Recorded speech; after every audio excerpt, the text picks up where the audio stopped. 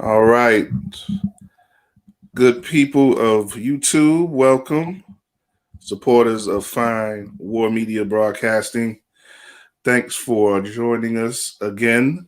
And, if you follow me around, I like to bring in new people, interesting people every now and then and make new friends and everything. And, we got us a new friend here and a guy who was definitely doing some interesting things on the broadcast journalism side. A young sports announcer, a star in the making, and did a real cool thing this past week with Nickelodeon and the NFL. We're going to go into that, and also doing it consistently announcing play-by-play with the LA Clippers radio. But we'll get into all that soon. But without any further ado, give it up for Noah Eagle. Noah Eagle, first-time joiner of the WARR movement, and man, glad to have you, man. A Saturday. I don't normally do interviews on Saturday, but I was willing to put in some extra work this afternoon with you. How are you enjoying your weekend, man? How you enjoying your Saturday? Oh, well, I appreciate that, Kyle. Now I feel like there's extra added pressure. I got to be super. You got to be a little entertaining. Got to be a little bit more entertaining now. Man. Oh, I could just be watching games right now. Yeah, I got to deliver the goods. I hear you. No, everything's good, man. I'm glad to be here. Glad to be on with you. And so far, so good. Clippers got a win last night, so that's a good jump start into the weekend. Sure. And you, being that I'm in Chicago, I guess not too long ago you were able to see the Bulls out there in LA. Are you when you're in LA? Posted in LA now because I saw, and we're gonna go into your dad and everything in a little while, but I saw that you were back home for a while during the shutdown, but you're back in LA now. Yeah, exactly. And I went home at first when the league shut down, when the NBA shut down for a couple months because, we didn't have anything else to do. We were all just inside. So it was really watch Tiger King in New Jersey or watch Tiger King in Los Angeles. And I chose to watch Joe Exotic, which I still don't understand. Like, if there was never a pandemic, I don't think anyone would care who Joe Exotic and Carol Baskin are. But now I wake up in the middle of the night with nightmares of Carol Baskin on Dancing with the Stars. Like this is what is created now. Yeah, I couldn't do the Dancing with the Stars. I did the documentary fine, but I couldn't do Dancing with the Stars. I think that woman's scary enough without seeing her. And better for your mental health. Yeah, better for your mental health, short term and long term.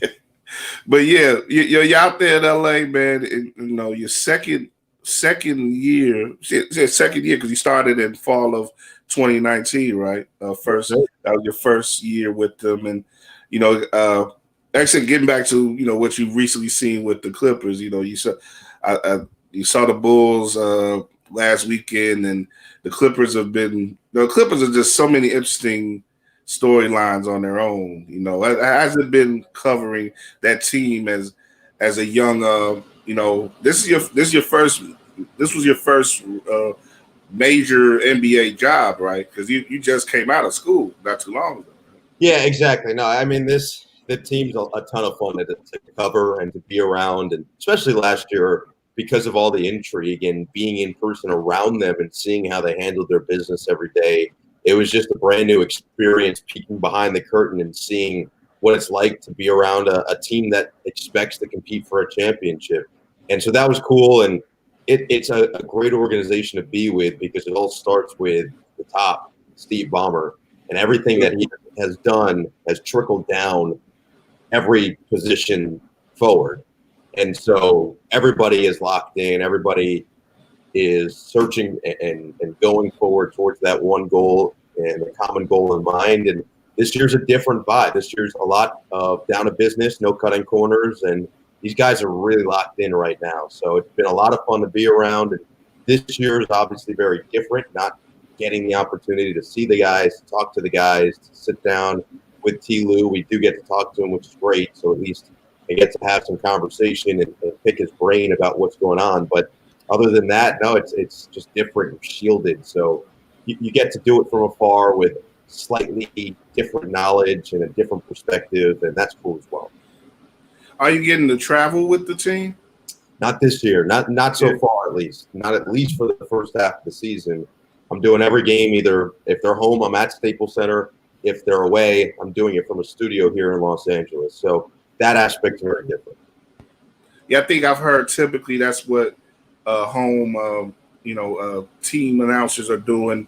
They're either staying, they're pretty much staying at their home base and doing the announcing through the screen. It has to be like a bit of a challenge, because you're used to announcing being there on the floor in the moment, and you get to do that with the home games. But on the road, they say you're doing this distance thing. So how has that challenged you as in your work? Well, first thing it's challenged me to do is buy a whole lot of masks because I like to really mix and match. I like to keep people on their toes. So I've got way too many. I realize, yeah, John Witherspoon knows best. There you go.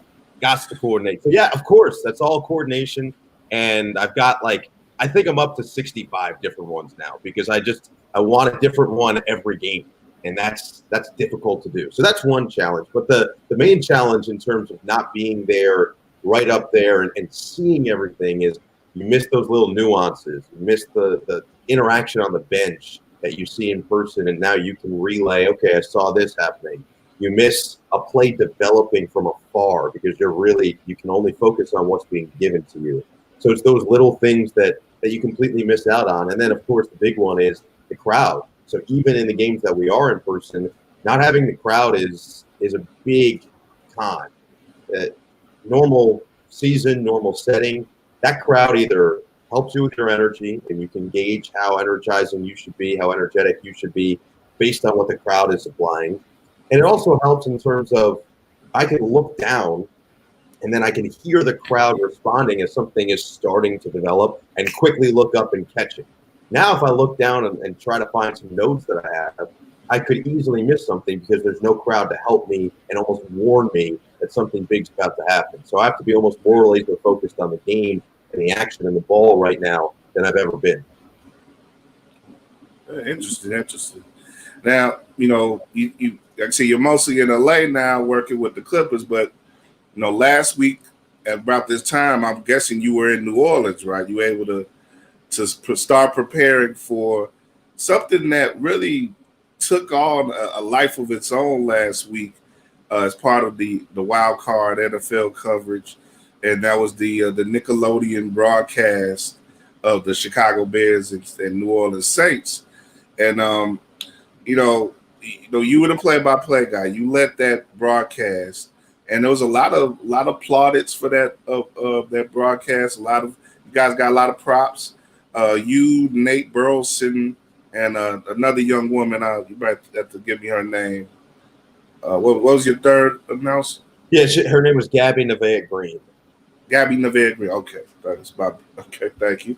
But Nate Burleson, of course, the NFL people knows from his time in the league, and he's broadcasting now NFL Network and stuff.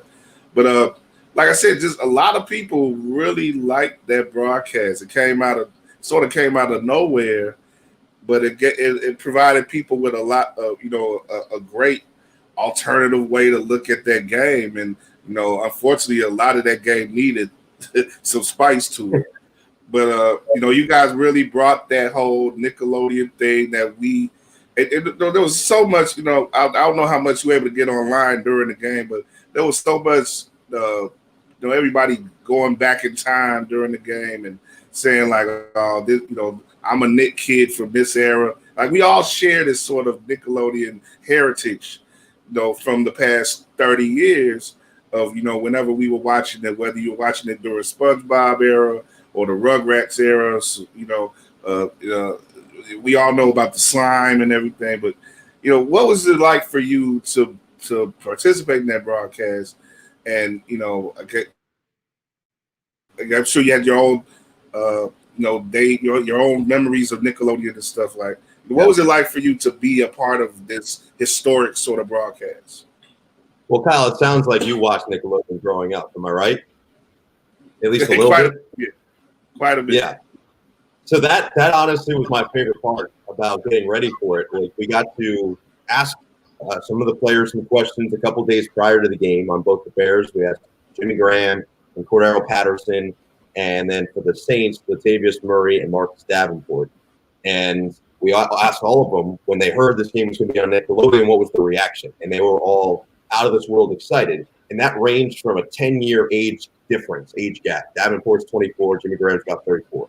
So when you've got that and you consider it, you're looking at this. And we also got to submit questionnaires for all these players, and pretty much, 40 or 50 per team would answer them. We had a lot of those answers out during the broadcast as well. And I realized that Nickelodeon has stretched over all these generations and these different eras. You mentioned that you can go back at SpongeBob and Rugrats before that, Double Dare, and like Legends of the Temple and Guts and all those shows. And then you've got the current stuff. And I was like Drake and Josh and those types of shows. So you've got all these shows over the course of 30 plus years. And it just, I think what ended up happening, you nailed it. There was a sense of nostalgia among adults. And I think that's what we were most surprised with. We knew that the kids were going to like it. We had a feeling based on the elements, based on what we had prepared, that we catered it right towards kids and it was going to be perfect for them. What we didn't anticipate was how much adults 20 years through 50 years seemed to enjoy themselves. And I think that was the tone was set when Nate and I went back and forth right in the opening drive on Keenan and Kel. And from there, I think that we went over enough adults that once I said the orange soda thing, it was over. I had people tweeting Kel orange soda gifts and this and that. And so I think that's what ended up happening in terms of people enjoying it. But the big thing for me of actually doing the game, we had a blast doing it. And I think for me, it was made easy because Nate Burleson, you mentioned, that dude's a superstar among superstars. I mean, he's a next level star. He can do literally anything. And he's one of the best dudes that I've gotten to work with and just be around. Awesome guy. Gabby Nevaeh-Green, who's 15. Lex Lumpkin, who's on the sideline. He's 14. Two Nickelodeon kids who don't really have any sport experience. And Lex is a football fan, but Gabby, that was her first game she'd ever been to. And so to have that perspective was awesome. And they're both natural performers. So when the red light came on, they were ready to go. So they all made my life easier. The crew made my life easier. And so I just got to go out there and have blast. And that's what I tried to do. And I'm glad that people seem to respond to that aspect of it more than anything else. Of course, we had all the elements, and we had young Sheldon and SpongeBob and Patrick and all these characters popping out of nowhere and slime. And that's all great. But at the end of the day, I think what hit with people was that we just had fun together. It was as if we were sitting next to everyone watching the game with them. And that was our goal. Definitely. Did you get any slime on you? I know they showed Sean Payton get slimed, but did you or Nate or anyone else get slimed during the broadcast? So Nate had gotten slimed a few days before. So he was basically indoctrinated into the Nickelodeon fraternity. It's not necessarily pledging. That's not like his hazing, but it was part of the initiation process. And so I was hoping to get slimed, and I was supposed to get slimed, but Sean Payton ended up taking that bucket of slime. And by the way, here's my beef with Sean, although I found out later it doesn't matter because I was wearing somewhat new fours that I had recently gotten. And so I was worried that if I got slimed, because I care about my shoes a lot, that my fours would get absolutely wrecked. Then I see Sean Payton after the game, and he puts on, and they get destroyed. But I found out that he's a Jordan brand ambassador, so I think he's going to be just fine. Not all of us can have the coolest brand partnership in the world. So that was I guess the one saving grace is that my Jays were fine. Oh yeah, I'm with you. If you were gonna slime me, you had to give me some time to take my breads off, man. If you're gonna try to put some slime on me, I can't do that. I can't do that. But you mentioned initiations and like how like a sliming may be an initiation with them. I was thinking like, how did you get on to the job? Of course, I think given your pedigree and your youthfulness. You're a young pro, that, I'm sure they they saw you as a good candidate already. But I was wondering, like, did you have to run a double dare obstacle course or something like that, or was it just a simple, they hollered at your agent or something? How did you get on to the to this job? I wish they had me go through a physical challenge because I always felt like I would have stacked up well. I thought I had the right skill set. I'm slippery. I'm agile. I think I've got the good combination of skills ready to go. The other show, which isn't on Nickelodeon, that I remember growing up watching and feeling like I could dominate was Wipeout. You remember Wipeout, where they had those big balls you had to run across, that obstacle? Oh, yeah. The reason I always thought I was good at Wipeout is because a lot of it is about swimming, and I was a pretty fast swimmer growing up. So I was like, you know what? I could go out there. I think I could rule this obstacle course. But there was none of that. There was none of me having to prove my physical strengths to the people of Nickelodeon. What ended up happening was CBS Sports reached out initially and said they were working directly with Viacom and Nick, and they were looking to help them decide who would make the most sense for this game, because CBS was still, for the most part, producing it. It was just about combining the two sides and the two forces to create this product. And so they reached out to me initially and said, we think you'd be good for it. You're going to have to talk to the people at Nickelodeon, and they're going to have to sign off on you. And so that's what ended up happening. This was during the NBA bubble, right after the Clippers were eliminated from the playoffs. They reached out, talked to Nickelodeon over Zoom, and they asked me, did you watch the channel growing up? I said, yeah, I watched the channel growing up. What kid didn't try to sneak in some extra Nick time at some point? Even if they were outside, they were coming later and watching Rugrats or Rocket Power or whatever it was. And so that was part of it. And they said it's not a requirement, but they were glad to hear it. And we just talked for 45 minutes, an hour, and eventually they gave me the green light, and then we moved forward from there. But I thought that this assignment was tailor-made for me in the sense that my two favorite things in the world are sports and entertainment, pop culture, movies, TV, etc. And so that to literally have something that's built to bring those two things together could not have been more perfect for what I'm interested in. Sure. And it makes sense that CBS played a role, and then CBS Viacom, their connection with Nickelodeon. Of course, let's bring in another major element with you is your dad being well respected and just one of the best announcers out there, in my opinion, Iron Eagle. And he's primarily like you, primarily has a NBA job with the Nets, but he's a lot of people know him across the country for working with CBS, be it on the NFL or college basketball, and in being Iron Eagle's kid, I'm sure there's some perks that came with that, and like I said, getting a job like this, but you still gotta when you show up, you gotta do the job and make it your own, and live up to that certain standard that your dad sets. So was there pressure along those lines in regards to? We'll talk in the general sense about your career coming up in a little bit, but it with this particular assignment, it's sort of like a breakthrough thing. A lot of people are hearing about you for the first time across the country. Was there any pressure along those lines for you, even though this was such a fun assignment? Was there anything in the back of your head like that? Yeah, I think that's just pressure that you put on yourself to go out there and to perform. There are always going to be those questions. There are always going to be people that assume that I'm in a certain position because of X, Y, and Z. And so, in my opinion, you said it right. You still have to go out there and perform. The way I describe it is maybe there's been doors that have been cracked open for me, but it's still my job to go ahead and kick those doors down and walk through them. And so that was my mentality, really every assignment I get. And I think that the relationship between me and my dad is, first of all, we've got a great relationship, but it's no different than any other father-son duo, father-son relationship, where like I was watching, for example, Wayne Wade and Zaire Wade playing one-on-one, and he Wade give him the business, right? And so I look at that and I'm thinking, yeah, I mean, it's no different. Like my dad and I were both somewhat competitive people, and we're always going to try to, give each other the the best, to push the best out of each other, if that makes sense. And so he was always making sure I was at my best. And now that I'm in this professional ranks, I think he expects me to do the same to him. And so pushing each other to make sure that we go out there and we just the best version of ourselves. That's really the goal at the end of the day. Yeah, that video of Zaire and D Wade going at it was kind of brutal, man.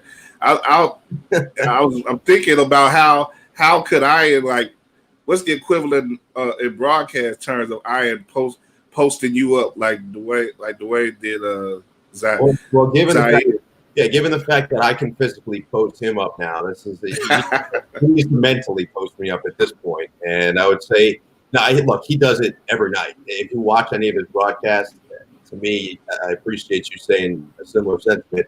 He's one of the best in the business for a reason. His wordplay is top notch. His humor level is top notch. And so I'm just trying to get to a level that's even close to it.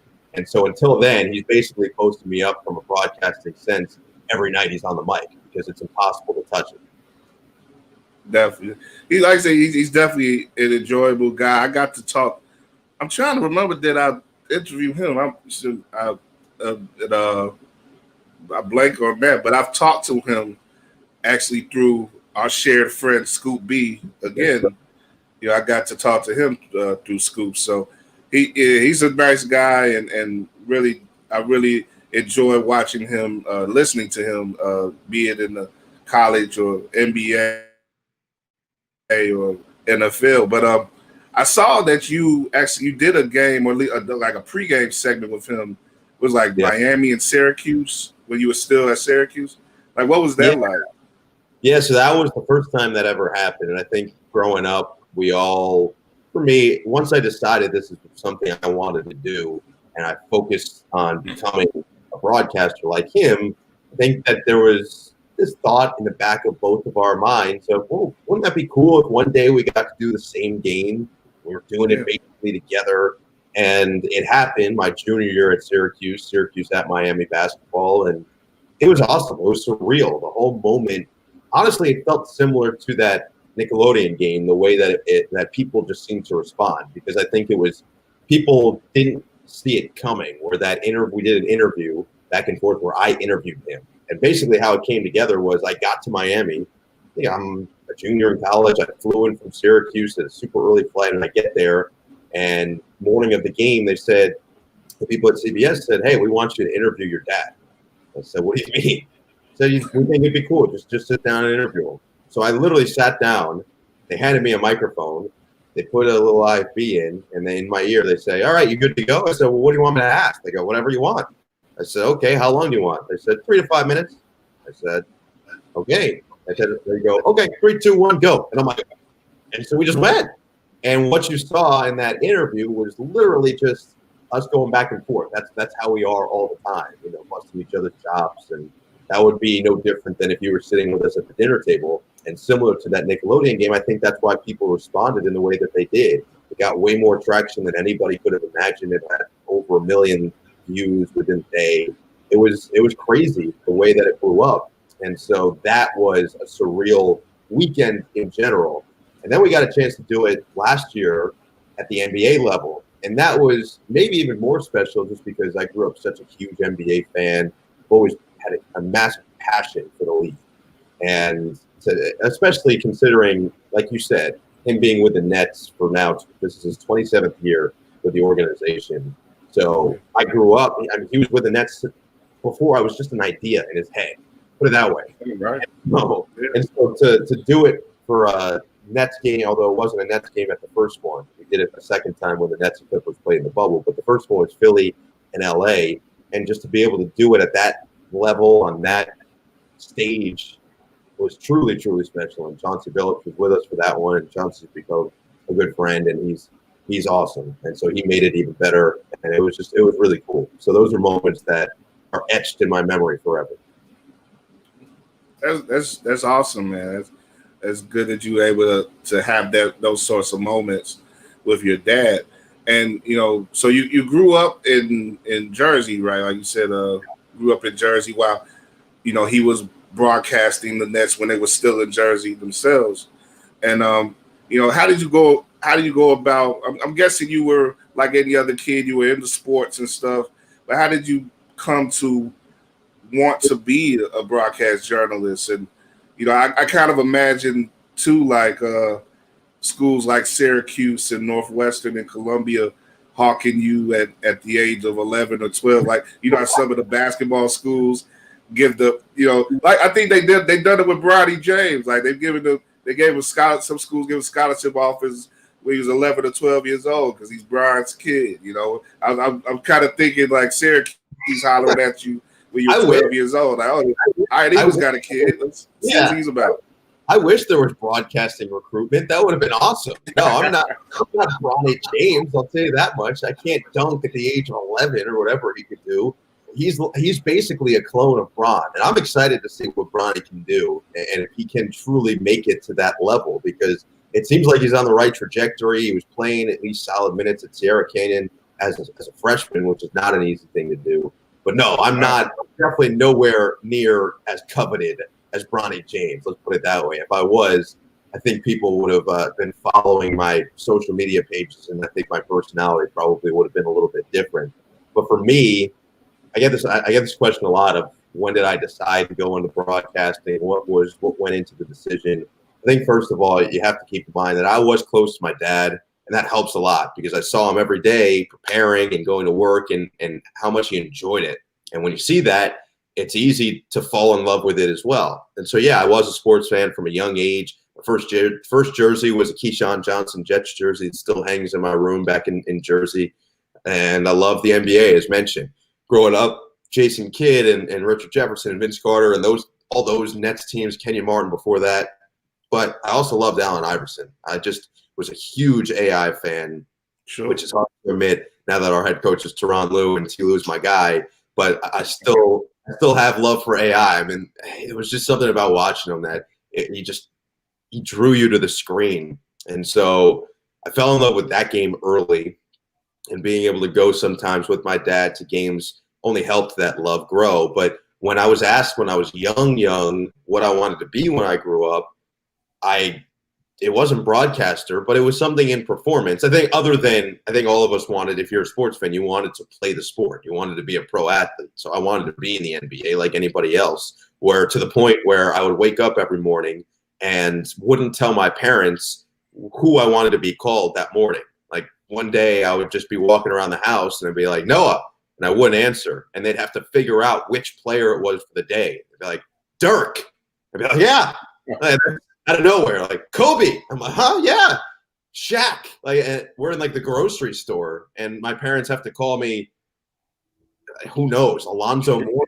Like it was bizarre, but that's how much I love the sport. And so, of course, I wanted to be an athlete. But my main focus, young age, was people would say, "Well, what do you want to be when you grow up?" I would say, "I want to be a TV dentist." Now, Kyle, you could tell me if you know what a TV dentist is. And don't feel any shame if you don't, because it's not real. I completely made it up. That is a made up profession and a made up anything. And so my parents would always say, well, what exactly is a TV dentist? I go, a dentist on TV. I have an explanation for it. I thought I could combine Dr. Phil and dentistry. They'd be like, okay, well, we're going to have to take this molar out. No one wants to see that. Who wants to tune in to see someone getting their molar work done? I can tell you it's nobody. Well, I got put on recently to, not that I watch it, but I heard about this Dr. Pimple Popper show. So I'm like, if they're broadcasting that, maybe they'll broadcast someone getting a root canal one day or something. You are speaking my language. But what I realized is I quickly found out that I don't like mouths. Like, who wants to look at a mouth? I don't want to look at someone else's mouth. There's some weird stuff going on there. I don't want to go into. I feel like you learn a lot about a person by looking at their mouth, and I don't want to do that too much. Exactly, you learn way too much, things that you're not supposed to know. And so once I realized that was not real, at about 12 years old, I would say I pivoted. But it wasn't until I was around 15 that I really realized, okay, I think I figured it out, because I would go to the Bob Hurley basketball camp every year. Legendary coach in Jersey, high school coach, sons Bobby and Dan, both great players. Bobby, of course, at Duke, Dan at Seton Hall. Now they're both coaches in college. Yeah. But Bob was great, and he was a staple in New Jersey forever at St. Anthony High School in Jersey City, and he would run this camp at Poconos, and he would bring his guys, and the talent level was pretty good. And so I would go. It was a week-long camp, and Bob knew my dad from the Nets, and he had gotten to know me for going for a couple of years. And so when I was about 15, there was one way to win all the swag that Bob would hand out: socks, cheerleading sleeves, T-shirts, you name it. He would every day he handed a bunch of stuff out, and it wasn't like a shooting contest. It wasn't a dribbling contest. It wasn't anything that had to do with basketball. I would dominate this. I would win every day. Just take home, collect more swag, because it was Seinfeld trivia, and I was the only person in the camp. Only person who watched Seinfeld at 15. Yeah, I'm not surprised at that.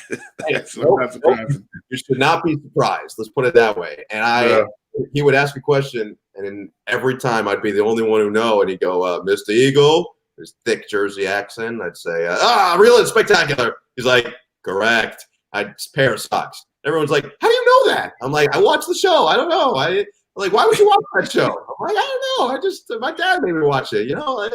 But I realized, I was like, you know what? I should probably do something where I can showcase this skill, because I'm really good at this, and I'm aggressively average on the actual playing part. Yeah. So I love the idea. I love the idea of Hurley asking a bunch of 14 to 15-year-old black kids about Seinfeld. Exactly. That's awesome. Exactly. He was trying. Here's the thing, because he came up to me, he goes, I'm trying to convince these kids to watch Seinfeld. You got to help. I go, dude, you've got no chance, bro. You've got no chance. They're not watching. They're not watching. But it was great for me. I went home with like an armful of stuff, and I realized then, I think I'm good at that. Let me find a way to incorporate that more. And so that's why I still use as much of the pop culture stuff in anything. I try to watch as much as possible of everything. I mean, I got these movie posters behind me, and I just to incorporate it. Interesting. Those, I'm looking at them now. What are those, like, deconstructed? Because those aren't official posters, are they? They're like alternative versions. Yeah, no, I got them. I just found this site online, but I don't know. There were 3 movies I liked a lot, and so I decided to go with them. Okay, is that Django in the middle? Yeah, it is. Django Unchained, one of my favorites. Yeah. Oh, yeah. What's your favorite movie? I don't know if I can pick a favorite. I'd say that I'm a huge Christopher Nolan fan. That's Prestige. Yeah. Which is great, which is up there. But The Shawshank Redemption is still, I consider, potentially the greatest movie of all time. But Django is definitely up there. It's hard. It's hard to choose one. Do you have a favorite movie? Like, can you concretely say that's my favorite? Yeah, it's like I'm with you. Like, I love movies, and there's so many movies that have significance to me. But I'd say the one that sort of sticks out as the most significant movie, if not the most, it's not necessarily the most enjoyable, because it's a tough movie, but Do the Right Thing is probably, I would say, the most significant movie of my life. It is fantastic. I mean, I've seen it at least 5 times, and I was having this discussion with my audio engineer with the Clippers. I don't remember why we got into it. Oh, it's because all the NBA referees, they fill out this guide ahead of the season, and they put down their favorite movie and favorite TV show. And so someone put there, I don't remember which, it may have been Malcolm X. I'm not sure which Spike movie it was, but it just made me, I was like, if I had to rank all the Spike Lee movies, what would be number 1? And I decided to Do the Right Thing. I think he said Malcolm X. Someone else said Game. But like, there are all these different answers, and I just realized again how brilliant the dude is. Yeah, he's great. He's great. It's great that he's gotten like this rejuvenation in his career too. When you look at the last couple of years, like, I talk about that often with my other friends who like movies. Like, it's just great that people appreciate him, and appreciate what he's done, the impact that he's had, on filmmaking. Yeah. But I'm guessing, being a New York area guy, have you ever run into Spike or anybody like or Scorsese or anybody like that? No, I don't think I've ever gotten the general New York go-to celebrities that you'd see in public. I thought it was cool that Spike Lee was there at Cole Anthony's drafting. That was yeah. It's just a full circle moment. That type of stuff is cool, and he was more excited about him than the Knicks. Literally. Although the Knicks haven't played terribly, I think Tom Thibodeau's doing his thing and starting to instill some culture there, which is good.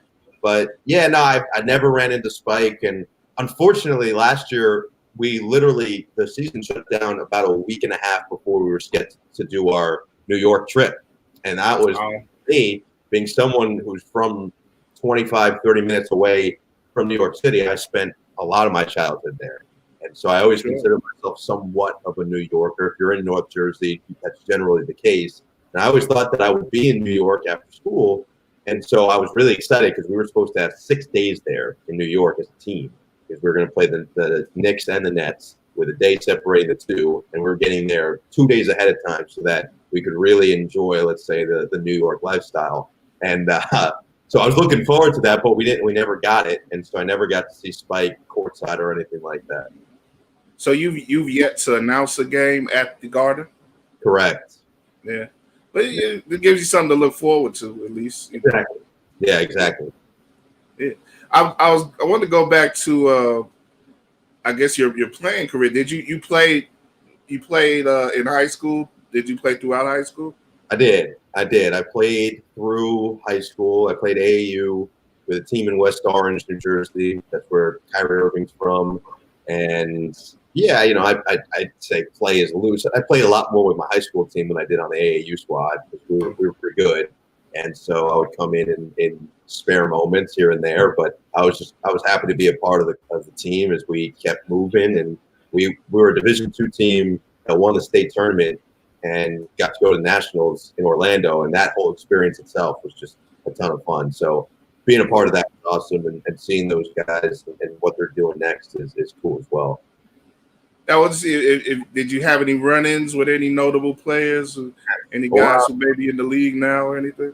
Yeah, when I was 13, which is crazy because keep in mind, I'm not the tallest of people. I'm not the largest of people. I'm 5'8" on a good day. And when I was a freshman in high school, I was 4'11". Like, I did not hit the growth spurt until at least sophomore year. So I was playing, and I was doing my thing. Like, I played on the freshman team because at 4'11", and that was, I think, I averaged like 20 points a game as a freshman on that team. But I was just so small that they couldn't move me up or anything. Because I literally, even walking in the halls, if I bounced off someone, I would just fly into a locker. Like, I was maybe 90 pounds soaking wet. So when you put all these things together, think about what I was when I was 13. If I'm telling you that was me at 14 turning 15. At 13, I was tiny. And so we were playing at West Orange High School, actually. And a guy from Irvington, who you'll recognize the name, I was 2-on-1, backpedaling on defense. Kid lobs it up, and I'm pretty sure the dude jumped literally over me and just put down a ridiculous jam at 13. And that was Isaiah Briscoe. Went to Kentucky, played a couple years. Okay. So that was like at 13, and that was one of the few games my dad came to. And after the fact, he just looked at me like, nothing you could do. And it's just, and that's tough. It was tough. I was like, that was good. But no, luckily I stayed away for the most part. We played some good AAU teams. I played with that team in West Orange, like the Road Runners and some of the other big Jersey programs. But for the most part, I stayed out of harm's way. Okay. What was it like at Syracuse? I'm guessing, a lot of people in sports know about the broadcast journalism program up there, and a lot of big name sports announcers have been produced out of that school, with like Bob Costas, Mike Tirico, a few others. I'm sure that if you could look up, but what was it like for you being up there and being Iron Eagle's son and all that? What came in those years? Yeah, look, I think initially when I was looking at schools, Kyle, I didn't want to go to Syracuse at first because of that. Both my parents went there, and so to have that and know in the back of my mind going in that was going to follow me if I were to go there. I think my initial thought process was I want to go somewhere where I could create my own name and my own legacy. Once I started visiting schools, I visited Syracuse the first time I left there. My mom said, "What do you think?" And I said, "I can't go here." And so we visited Maryland, we visited Miami, we came actually out to LA, visited UCLA, USC, etc., a bunch of these schools, and then visited Syracuse the second time. And the second time we went, my mom gave me her own tour of things that she's like, "Listen, I'm going to give you the tour of like what you're actually going to enjoy as a student." Let's put it that way. I was like, okay. So because she went there, she showed me around, she showed me her side of things, and we left that second time. And she said, 15 minutes in, same deal. Well, what did you think this time? And I said, I think I got to apply early decision. And it wasn't just because of everything that she showed me, but it was also after seeing all these other places, I realized that that was the best place for me to improve my broadcasting skill and put myself in the best position possible to leave there as successful as I possibly could. And so after realizing that, I also realized that idea of my name being a problem and all that, that was going to be everywhere I went.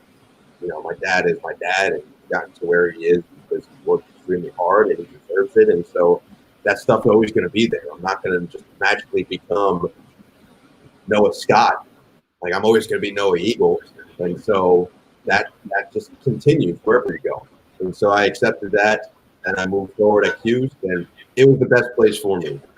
Everything about it was perfect, aside from the weather.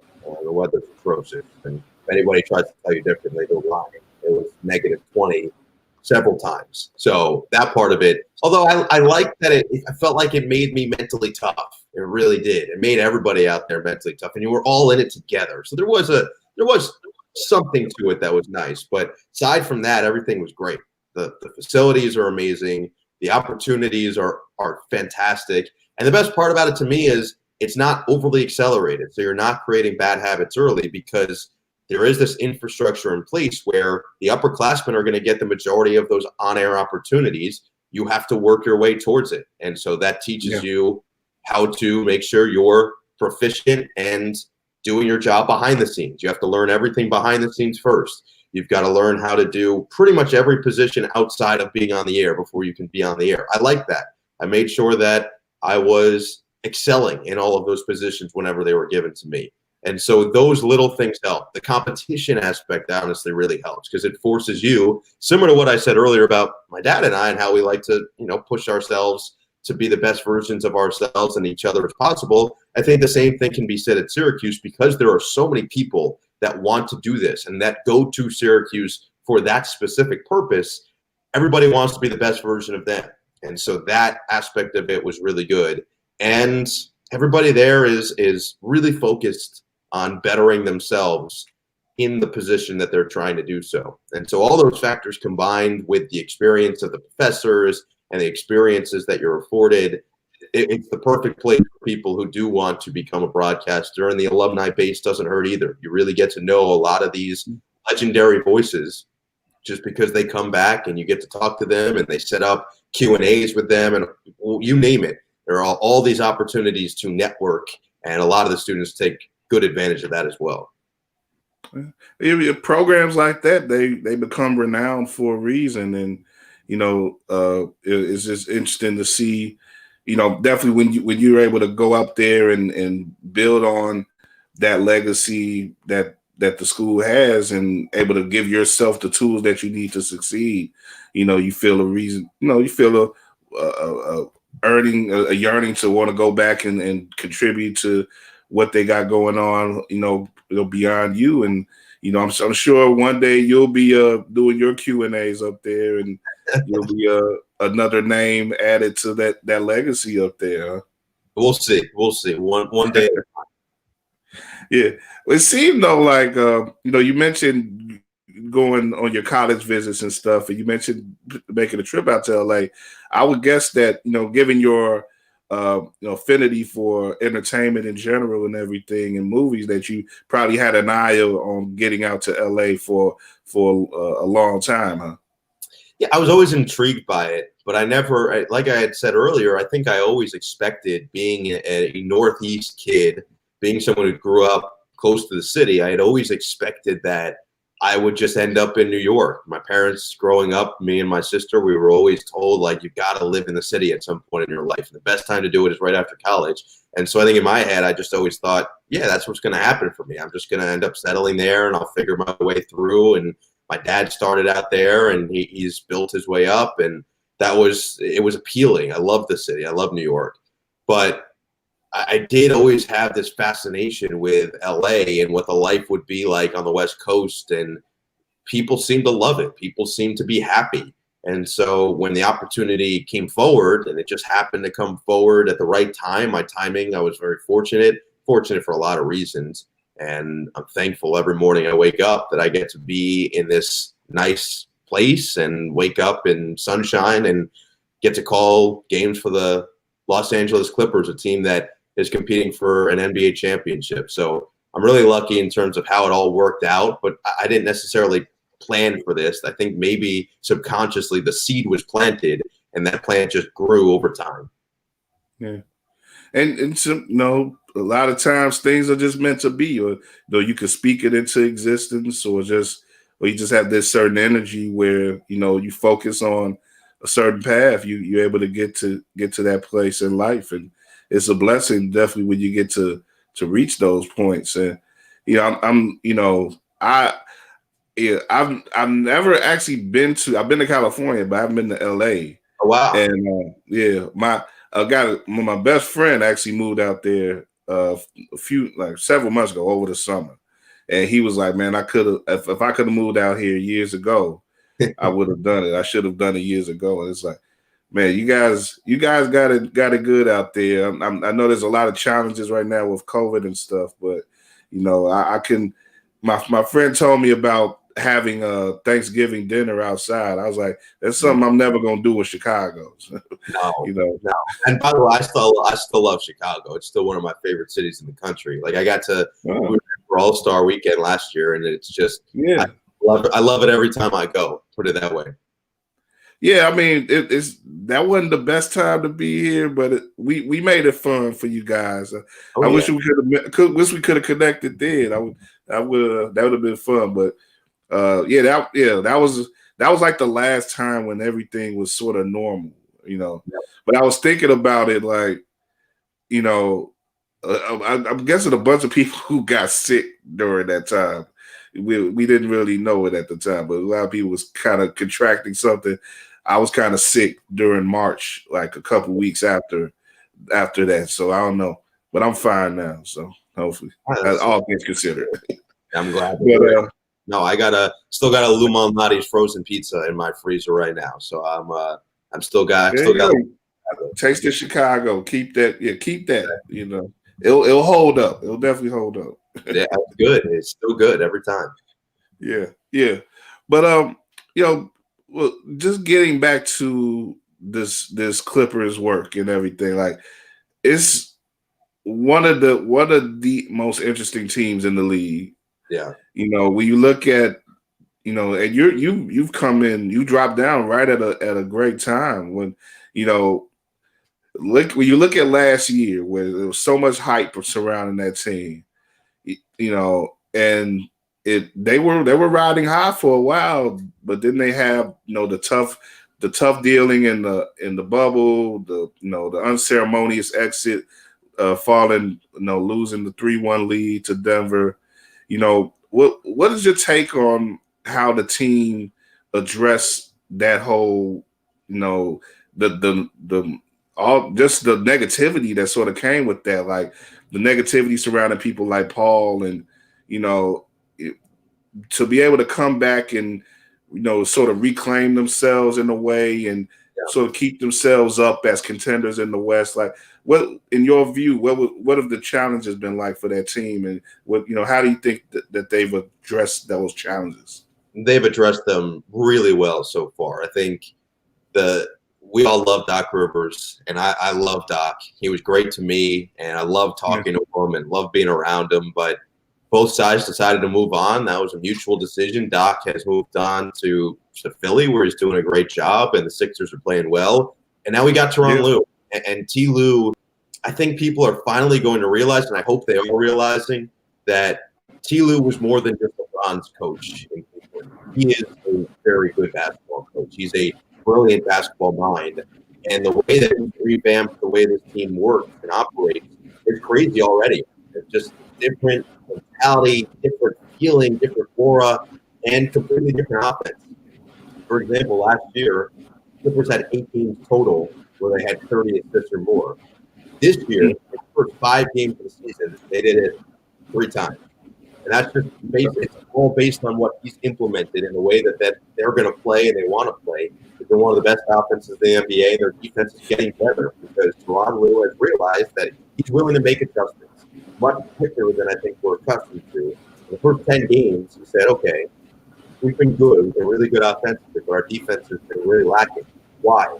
Takes a step back, talks with his coaching staff, figures out what makes the most sense, how they can improve their defense. They've won the last 3 games as a result. And they've played really good defense, including last night, holding Sacramento to 100 points total. Then they only gave up 106 the night before, or 2 nights before. The game against Chicago, I think, it's a throwaway to me. Those early starts, they've never played well in. So, but when I look at those 2 games, he's tinkered with the lineups, and he's basically mixed and matched a little bit more, and it's showing. It's showing in how they're playing. So in terms of adjustments, I think really well. They're doing really well, and their mentality is a little bit different this year. We're just going to go about our business, and we're going to go out there and let our play do the talking. Paul has come out, and he's looked out of this world good. He's putting up MVP type of numbers. If you look at how well he's shooting the basketball, he's shooting 50, 59, 50% from the floor, 50% from 3, 90% from the free throw line, and he's putting up 25 games. That's unheard of. That's ridiculous. And he's doing it consistently every night. He's turning into our host on the radio calls him a 6'9" Steph Curry because he's putting up almost 9 threes a game. He's making more than half of them. And that's out of this world good. He's second in the league in threes made per game, and he's first in 3-point percentage.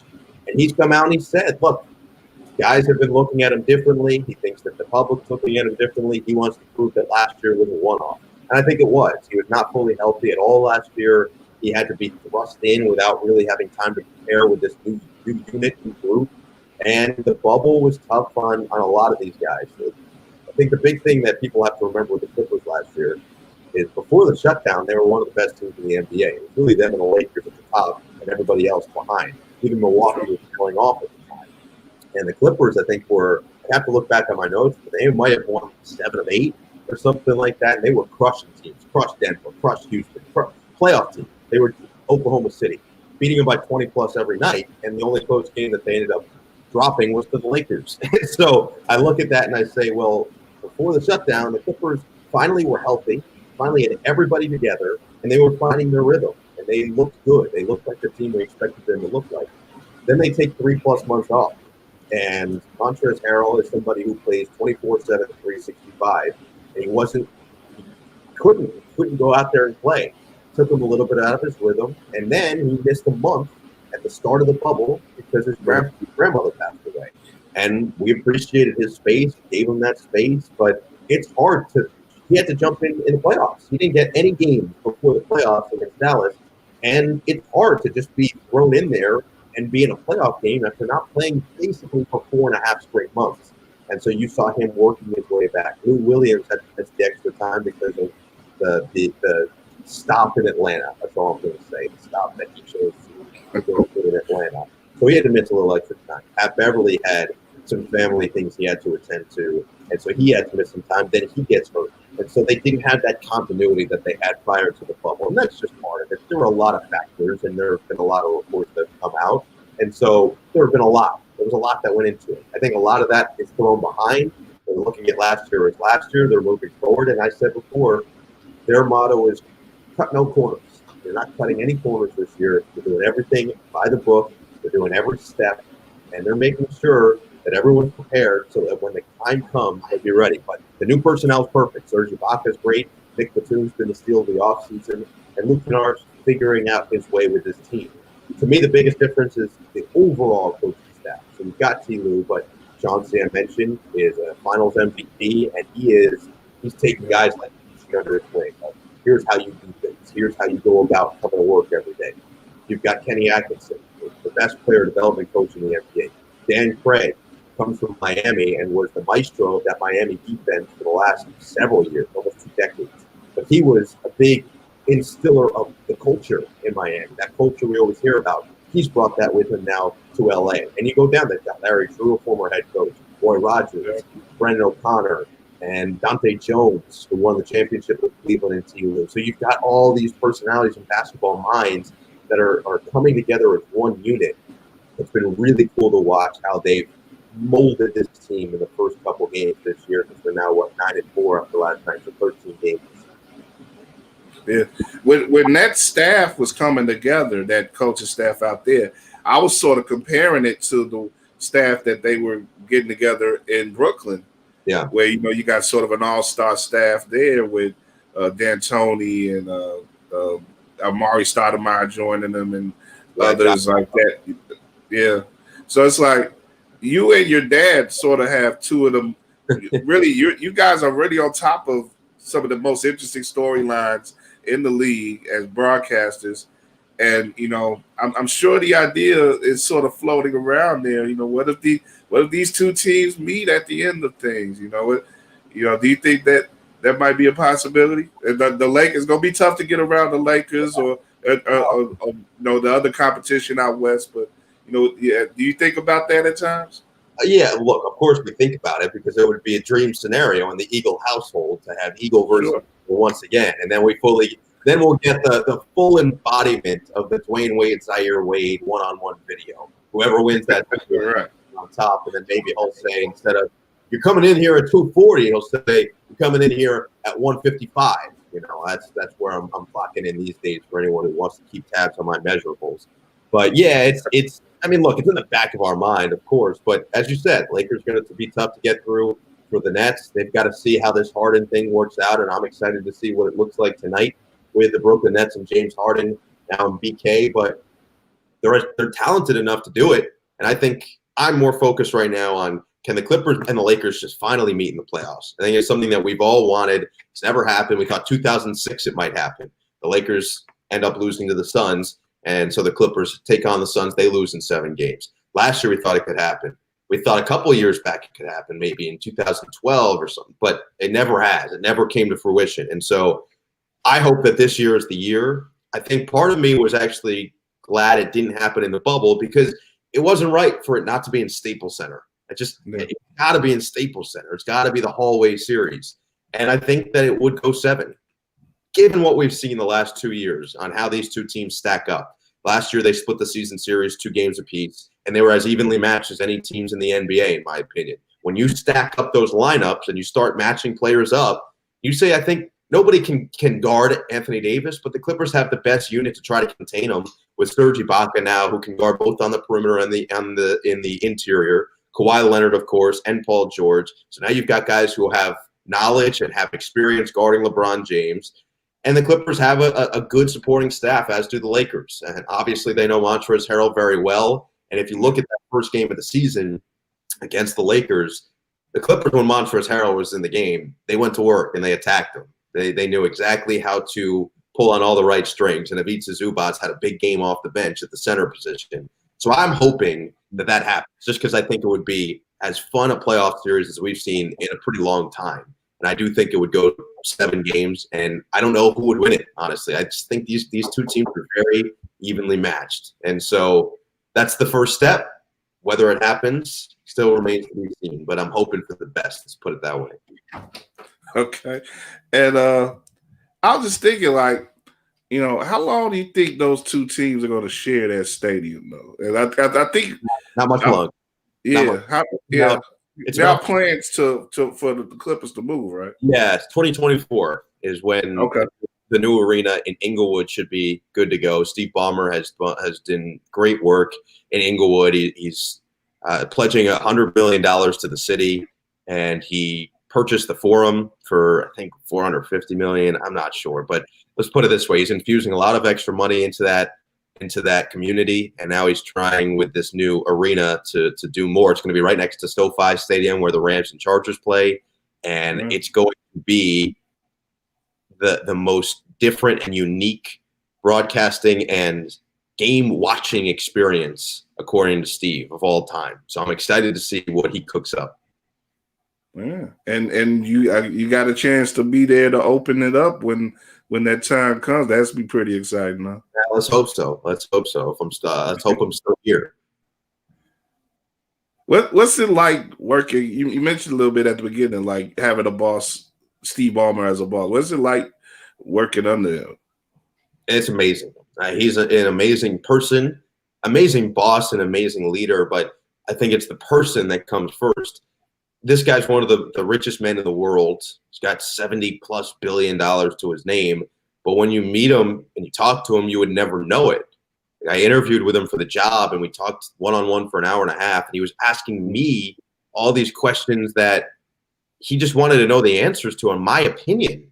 Like, he's the smartest guy in the room, but he doesn't ever act that way. And he knows everybody's name. Every time he's in Staples Center, he sees me from afar. He says, "Hey, Noah, how are you?" But it's not just me. It's anybody who's even like a cameraman or security usher just knows everyone. And he makes sure to treat them with the same level of respect as he would his partner. And so that's always really cool. But I asked him to give people a glimpse. People always ask, is he the same as what we see on TV, where he's going nuts and he's loud and he's a fan? I say, yeah, that's him in a nutshell. When I interviewed with him at the end, I said, well, Mr. Ballmer, what are you looking for out of your broadcaster? And he did not hesitate. He looked me square in the eyes and he said, someone who's hardcore. I said, okay. Yeah. What do you want, mohawk? I can form a mohawk. Like, I can wear a lot of black. I don't know. What do you want? And that was it. But that's him. Like, that's his mentality. That's right when he bought the team. He's like, we're going to be hardcore. We're going to be, and he's loud. He's in it. But when you get him behind closed doors, he's very down to earth. He still drives a Ford car because his father worked at the Ford plant in Detroit when he was growing up, and he'll always drive Fords because he's that loyal. And so it's all these factors. It's just, he's a really impressive and different and unique but amazing person. Yeah, definitely.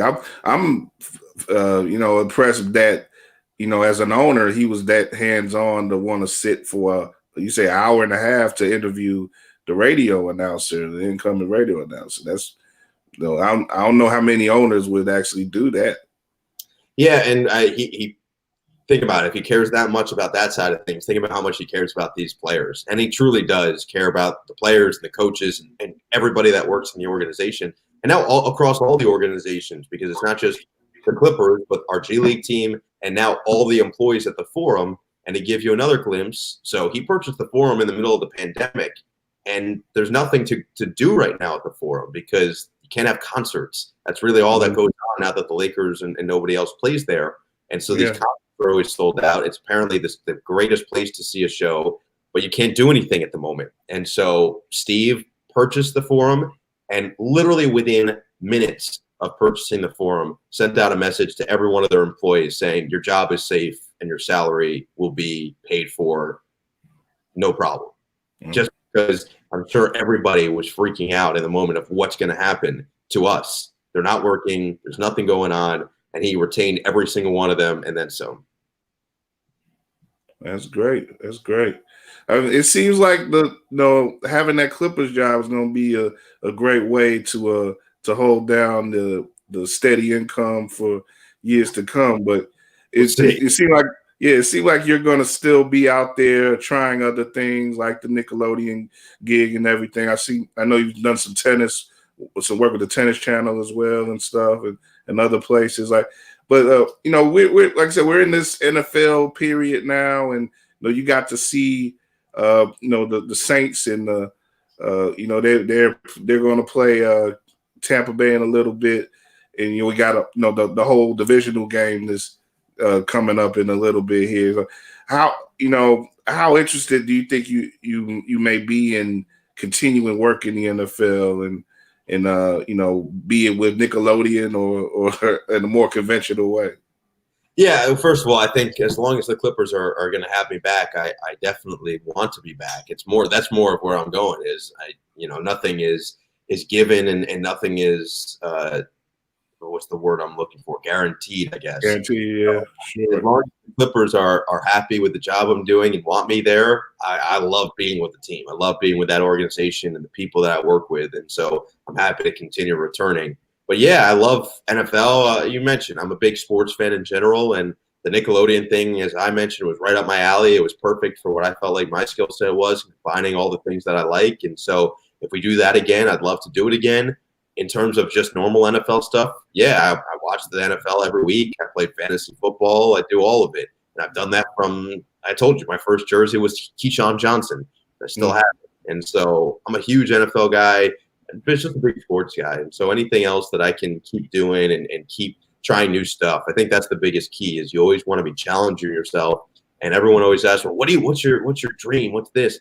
I don't know if I have one. It's more so that I just want to keep doing new things and keeping life interesting in that way. And so this Nickelodeon game was a perfect example of that. I'd never done anything like that before. So for the year 2021, I can say I added something new to my list. And I hope that every year moving forward, that continues, because that means that I'm continuing to challenge myself, and I'm just going out and I'm trying to find new and unique and different looks at how to do the job.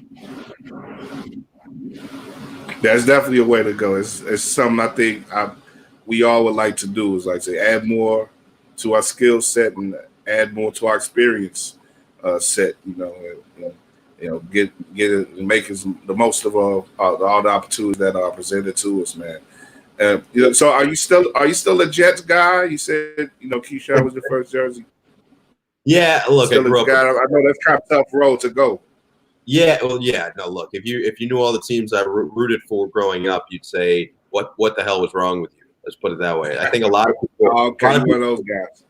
Oh, I was. I had a rough rooting experience growing up, and most people would ask me, "Well, what teams do you root for?" I would tell them, and they looked at me like I had a week to live. Like it was brutal. They looked at me like my puppy just passed away, and so that's continued. I would say I still have a lot of character built. Everyone was like, it builds character. Well, I would have enough character for a small country. That was the case. They grew up in Mets, Jets, Nets, and Islanders. Just four teams that most of the time were not competing. Now, the Islanders are pretty good now. The Mets actually are going to be pretty good. They just got Francisco. Yeah, big trade. Yeah. Good, and I'm now very much all in on the Clippers, of course, since I work for the team, and the Clippers will always be my priority. But growing up with the Nets and my dad being a part of that organization, I'm still always pulling for them in terms of the Eastern Conference. And as you mentioned, perfect scenarios, Clippers Nets in the NBA Finals. And so the Nets now are finally good and fun. But for most of my childhood, after the J Kidd era, think about it, you had some rough years. They went 12-7 one year, and I went to a bunch of those games because I was one of barely anybody in the stands. And I got to watch Terrence Williams on the floor with Jan Liang. It just, you never know who you're going to pop up. So, yes, Jets guy, Robert Saleh, is now hopefully going to turn that around as well. But, look, I think that as you go on, especially in this business and you get older, you lose a little bit of that fandom because it's part of the job and it's part of the deal when you're covering these games. So if I do go into the NFL side of things, I think I'll lose a lot of that fandom because you have to call everything right down the middle. That's part of the deal. And so, I knew that was part of the job going in. So it's not like I'm realizing it and saying, what did I get myself into? But I hope that I never just completely lose that fandom side of things. Well, yeah, you should be fine with that. You look like you're a pro, man. So you'll be fine with that. And don't let make the Jets work for it. Don't let them exploit like your famous fandom. Say they'll probably like to do that if they get good again. So make them earn it. But yeah, man, I had a great time talking to you, man. Really enjoyed it. Really, like I said, great to meet you, man. And hope you have a great 2021 continued, and look forward to seeing what those Clippers do. And I might try to check out. How could you listen to you out of market? Yeah, if you have the Sirius XM package, you can do that. If you don't, NBA Audio League Pass, so it's League Pass for radio. Okay. $10 for the whole year. So it's a decent deal if you happen to be in the car a lot and you want to listen to NBA games while you're in the car or just in general while you're working around the house, whatever. It's $10 for the year. So super easy, super easy to use as well. And if you do have League Pass, Audio League Pass comes with it. So those are some options. All right, there you go. There you go. Yeah, want to give any socials out or anything? If you want people to follow you online or anything? Or you can find me at NoEagle15. I'm pretty available on there. If you want to hit me up at any point, you can usually catch me over there. So, but yeah, I appreciate it, man. Thanks for having me on, Kyle. And next time I'm in Chicago, we'll hit Lou Malnati's for real. No doubt, no doubt. And we'll hit Lou's, and I'll also show you some real Chicago pizza too, because give me that. We're not just the stuffed and the deep dish, but yeah, I love to get up with you, man. If next time you can reach Chicago, man, you're a good guy, man. I'm rooting for you. I appreciate that, man. Thank you. All right, man. Have a good one, man. That's it for now, though. Noah Eagle guys, thanks for joining us, and if you keep watching us here on WARR Media on YouTube. And this also will be on podcast, our podcast stream on WARR on anchor.fm. And yeah, that's it. And weareregalradio.com. Check us out for all our original writings and everything. Got a couple of good pieces up on the James Harden trade, as well as a Zach LaVine nice piece by my man Drew on Zach LaVine is up right now on the website. So check out good NBA talk. Keep bringing it to you. And definitely, if you want to know, you want to follow the Clippers, follow my man Noah, and try to check him out on his broadcasts on League Pass, man. Again, man, great time, and yeah, hope you do well for the rest of the season and going forward. Appreciate it, Kyle. It was fun, and we'll do it again soon. All right, talk to you later, man. Talk to you guys later as well. See you, YouTube. We're out. Enjoy the weekend.